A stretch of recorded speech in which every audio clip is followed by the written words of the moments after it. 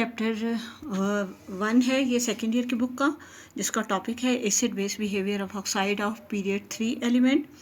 ये ऑक्साइड जो हैं पीरियड 3 में से लिए गए हैं, जिनमें यहाँ पे हमारे पास sodium oxide, magnesium oxide, aluminium oxide से लेके क्लोरीन के ऑक्साइड्स तक हैं। और इनका करैक्टर यहाँ जो बताया गया है वो यहाँ पे शो किया गया। Strongly basic, weekly basic, amphoteric, weakly acidic, acidic और स्ट्रांगली एसिडिक, और उसके बाद वेरी स्ट्रांगली एसिडिक। अगर हम देखें तो शुरू में हमें दो हमारे ऑक्साइड जो हैं वो आयनिक करैक्टर के साथ नज़र आ रहे हैं और वो बेसिक इन नेचर हैं।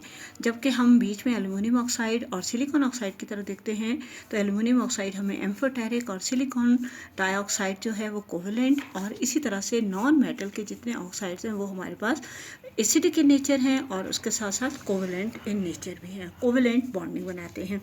फिर इनमें अगर हम इसका ट्रेंड चेक करें, यहाँ पे हम आयनिक करैक्टर ऑफ पीरियड 3 एलिमेंट्स को देखें तो हमें वो क्या उसका ट्रेंड नज़र आता है कि ये इनका आयनिक करैक्टर जो है वो डिक्रीज़ हो रहा है अलॉन्ग द पीरियड, और जबकि इसका कोवेलेंट करैक्टर जो है वो इंक्रीज़ हो रहा है।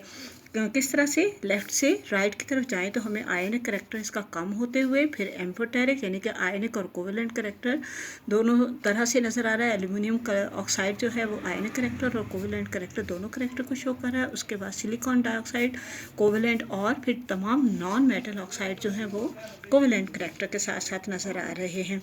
और ऐसा किस लिए है, अगर हम यहाँ देखें तो ये चीज़ डिपेंड कर रही है इलेक्ट्रोनेगेटिविटी पे। इलेक्ट्रोनेगेटिविटी की वैल्यू जैसे जैसे ज़्यादा है तो वहाँ आयनिक करैक्टर, और जैसे जैसे कम होती चली जा रही है तो हमें वहाँ पे आयनिक करैक्टर से कोवेलेंट करैक्टर की तरफ इन ऑक्साइड्स का नेचर चेंज होता हुआ नज़र आता है।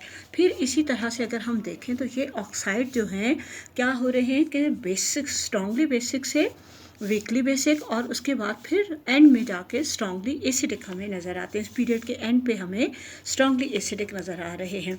अब अगर हम यहाँ डिसाइड करें कि कौन से ऑक्साइड हमें बेसिक नेचर के साथ मिल रहे हैं, तो सोडियम और मैग्नीशियम ऑक्साइड हैं। और ये जो दोनों ऑक्साइड हैं वो बेसिक इसलिए हैं क्योंकि इनमें ऑक्सीजन ऐसे -2 आयन के तौर पर मौजूद है।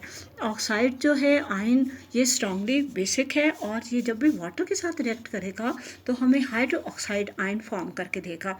इसीलिए इस रिएक्शन में अगर हम देखते हैं तो हमें ये एक रिएक्शन किस तरह का नज़र आता है, एसिड बेस रिएक्शन है।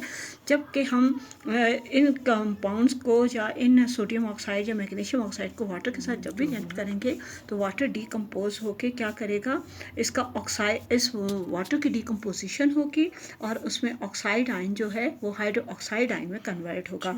जिसके लिए यहाँ पे कुछ एग्जाम्पल्स आपको दी गई हैं। फर्स्ट 2 एग्जाम्पल अगर हमें देखें तो हमें बेसिक सोल्यूशन फॉर्म करता हुआ सोडियम ऑक्साइड नज़र आ रहा है, फिर उसके बाद मैग्नीशियम ऑक्साइड भी बेसिक सोल्यूशन फॉर्म करता हुआ नज़र आ रहा है। जबकि एल्युमिनियम और सिलिकॉन के हमें कोई ऐसे रिएक्शन नज़र नहीं आ रहे क्योंकि ये कोवेलेंट नेचर को भी शो करते हैं और उसके साथ साथ इनका वाटर में ये इनसॉल्युबल है। जबकि बाकी तीनों नॉन मेटल, फास्फोरस, सल्फर और क्लोरीन जब वाटर के साथ अपना रिएक्शन करते हैं तो ये हमें एसिडिक सोल्यूशन फॉर्म करके देते हैं।